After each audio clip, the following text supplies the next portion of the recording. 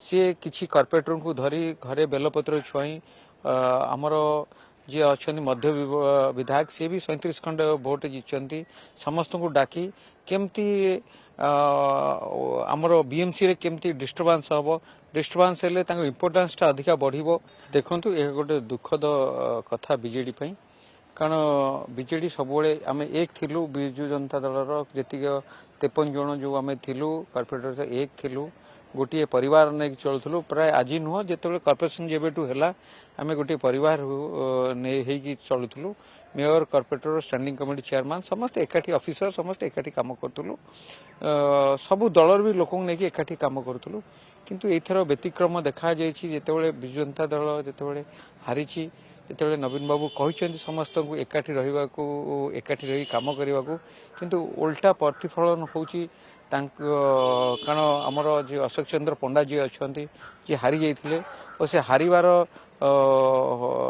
जो 30,000 ऊर्ध भोटा जो से हारी 5,000 भोटा से सीना हारी कि आरथरक लीड था 27 ରୁ 28,000 लीड था ताकू पार कर 28,000 क्रॉस करके 5,500 भोट हारी सेटा से तर्जमा न करी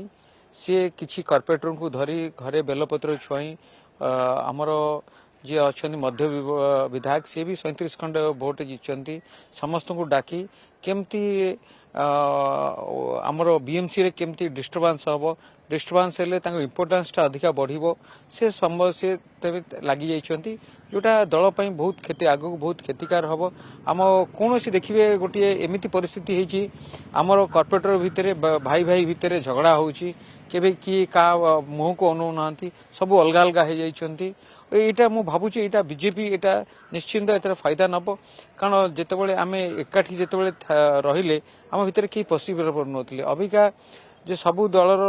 विभिन्न दलर लोक आम सहित आसिक जोगाजोग करुँच और मु भी शुणुची जे किसी कॉर्पोरेटर बीजेपी सहित जोगाजोग रखिंट जे मिसी बोली।